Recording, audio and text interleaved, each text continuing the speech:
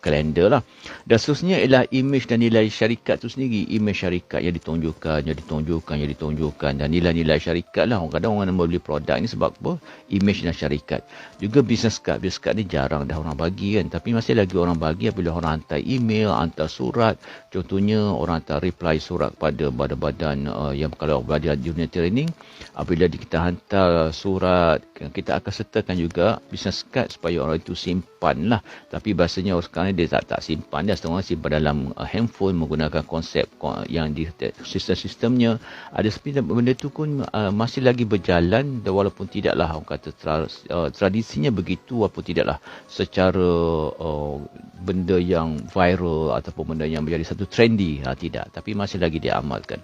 Dan seterusnya ialah menulis proposal letter dan juga mesej pada pelanggan itu dan ini, masih lagi diamalkan oleh setengah syarikat dan juga masih lagi diamalkan setengah bidang. Sebagai contoh, kalau bidang latihan, kita sentiasa menghantar proposkan latihan-latihan kepada klien-klien kita, walaupun klien itu selalu menggunakan kita supaya memudahkan klien untuk mengingatkan kita, sebab mereka ada banyak pilihan trainers, mereka ada banyak pilihan syarikat-syarikat latihan. Jadi kalau kita hantar pada mereka, memudahkan mereka untuk mengingati kita. Dan seterusnya ialah menggunakan SMS blast ni. SMS blast ni masih banyak lagi digunakan, walaupun kata masih lagi efektif tak? Masih lagi efektif dan banyak digunakan oleh syarikat-syarikat yang untuk menarik pelanggan-pelanggan datang syarikat latihan, syarikat produk, servis, banyak menggunakan konsep ini. Dan seterusnya adalah yang ke-18, stationery pejabat. Pejabat ni pun masih lagi diberi supaya ada logo kita, ada nama kita, ada nama syarikat kan, supaya orang senang nak ingat kita.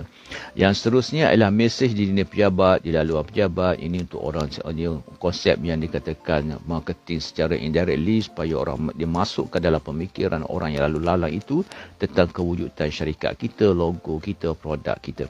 Dan seterusnya poster lah. Poster ni pun kita masih lagi tengok banyak lagi poster di jalanan, terutamanya apa mereka lakukan kempen-kempen jualan diskaun harga murah.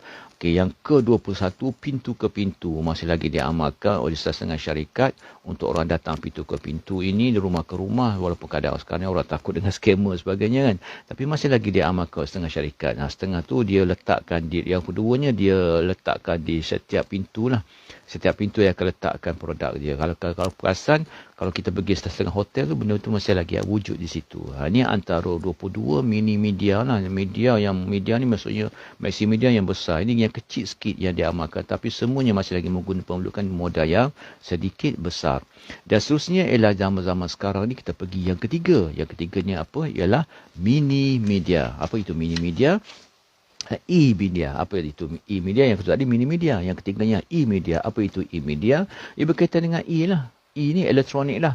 Magazine, majalah elektronik, e-book elektronik, ada yang semua gunakan webinar free kan, orang datang sebagainya. Ada yang masih lagi menggunakan fax, walaupun jarang-jarang dah dibuat. Sekarang ni fax banyak lebih diganti dengan pada email lah. Dan juga internet chat room. Kalau dulu dia ada internet chat room, tapi sekarang ni dah bukan internet chat room lah, dia buat secara live di Facebook, Instagram, di channel-channel elektronik. Dan seterusnya forum online. Kalau dulu ada forum online, sekarang dah jadi Zoom, jadi Google Meet, dan banyak jadi StreamYard, dan banyak lagi digunakan kan? Tapi zaman dah berubah, nama pun dah mula berubah.